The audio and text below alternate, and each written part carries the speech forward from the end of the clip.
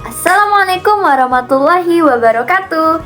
Halo semuanya, perkenalkan saya Dina Nuzila Arda Dwi Putri dari program studi Komunikasi dan Penyiaran Islam. Nah, hari ini saya akan menjelaskan salah satu materi dari studi Al-Quran dan Hadis, yang mana judulnya adalah Al-Quran Masa Nabi. Oke, kita masuk ke dalam pembahasan sejarah turunnya Al-Quran. Bagaimana sih sejarah turunnya Al-Quran pada masa itu? Nah, jadi Allah Subhanahu wa Ta'ala menurunkan Al-Quran kepada Nabi Muhammad SAW untuk membimbing umat manusia. Nah, jadi turunnya Al-Quran itu merupakan suatu peristiwa yang besar sekaligus untuk menyatakan kedudukannya kepada penghuni langit dan bumi.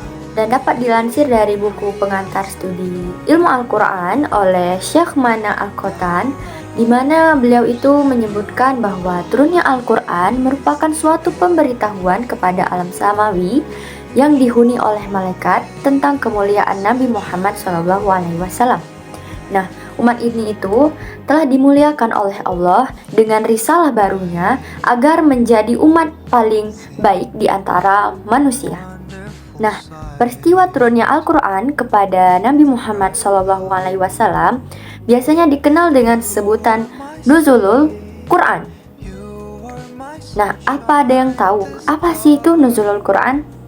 Secara bahasa, Nuzulul memiliki arti sebagai menurunkan sesuatu dari tempat yang tinggi ke tempat yang rendah, dan Al-Quran yang berarti kitab suci bagi umat Islam.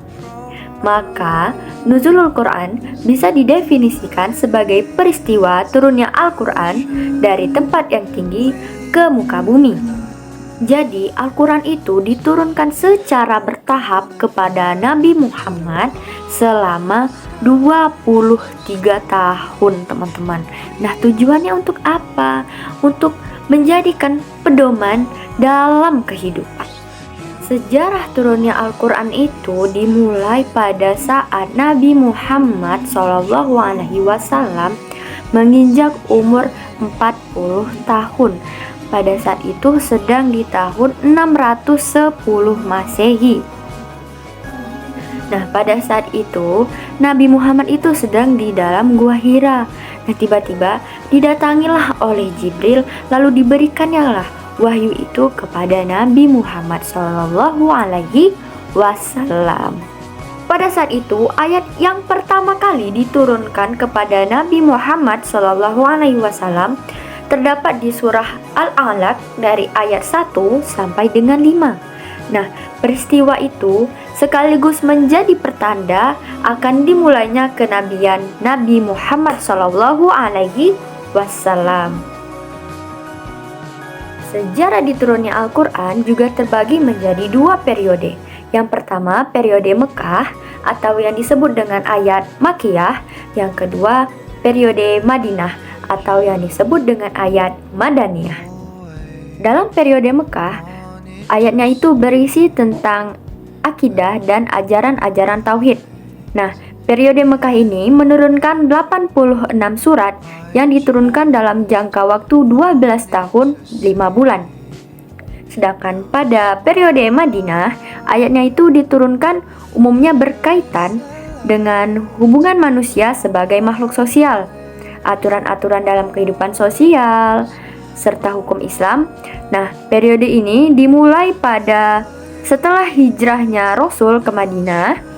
Periode Madinah menurunkan 28 surat dalam jangka waktu 9 tahun 9 bulan. Nah, ayat yang berakhir diturunkan kepada Rasulullah adalah surat Al-Maidah ayat 5. Lalu kita masuk ke dalam metode pengumpulan atau Jam'ul Quran, di mana metode ini sangat penting dalam sejarah Al-Quran karena bertujuan untuk memelihara Al-Quran dari pemalsuan, persengketaan Al-Quran mengenai ayat-ayatnya sebagaimana terjadi pada ahli kitab serta terhindar dari kepunahan. Jam'ul Quran pada periode Nabi yaitu adalah suatu pengumpulan dengan cara menghafal dilakukan oleh Rasulullah dan para sahabat. Nah, Penghafalan ini sangat penting mengingat Al-Quranul Karim diturunkan kepada Nabi yang ummi. Nabi yang ummi itu adalah tidak bisa membaca dan menulis. Nah, yang diutus di tengah kaum yang juga ummi. Menurut Az-Zarqani, Jam'ul Quran itu memiliki dua pengertian. Yang pertama, mengandung makna penghafal Al-Quran dalam hati. Yang kedua, menuliskan huruf demi huruf dan ayat demi ayat yang telah diwahyukan oleh Allah Subhanahu wa Ta'ala kepada Nabi Muhammad Sallallahu Alaihi Wasallam.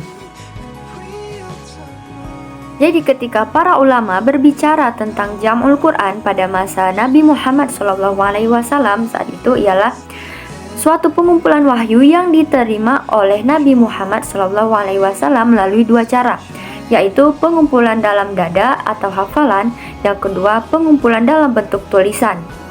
Yang pertama, kita masuk pada masa pengumpulan dalam dada atau hafalan. Pada saat itu, bangsa Arab memiliki tingkat daya hafal yang sangat kuat.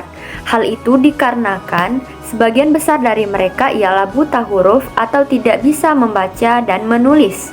Jadi pada awalnya Rasulullah itu membacakan ayat-ayat Al-Quran yang baru diterimanya di hadapan para sahabat.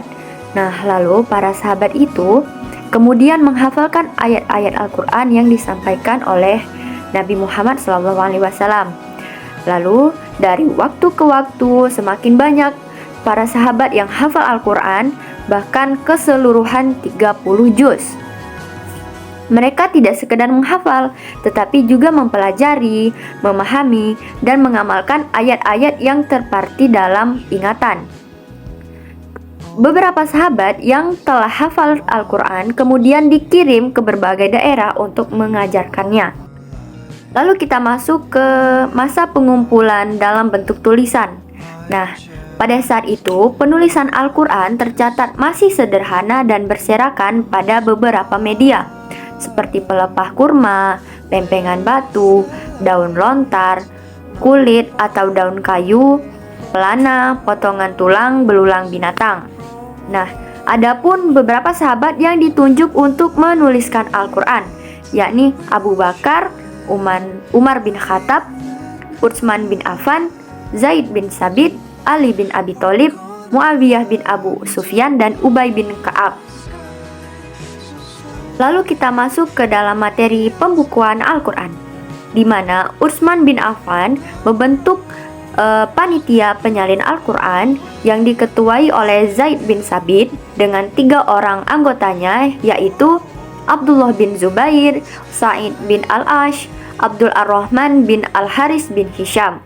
Nah, tugas panitia ini ialah membukukan Al-Quran, yakni menyalin lembaran-lembaran yang telah dikumpulkan pada masa Abu Bakar menjadi beberapa mushaf.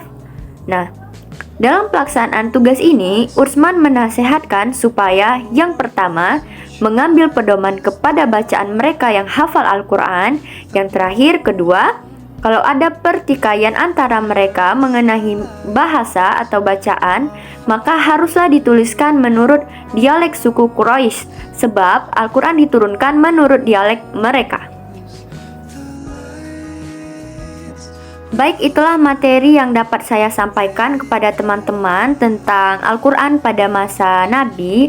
Semoga apa yang saya sampaikan mudah dipahami dan dapat dimengerti dan bisa menjadi ilmu yang bermanfaat untuk teman-teman semua. Baik, segitu aja yang dapat saya sampaikan. Terlebih dan terkurangnya saya mohon maaf. Wabillahi taufiq wal hidayah. Wassalamualaikum warahmatullahi wabarakatuh. Bye bye teman-teman.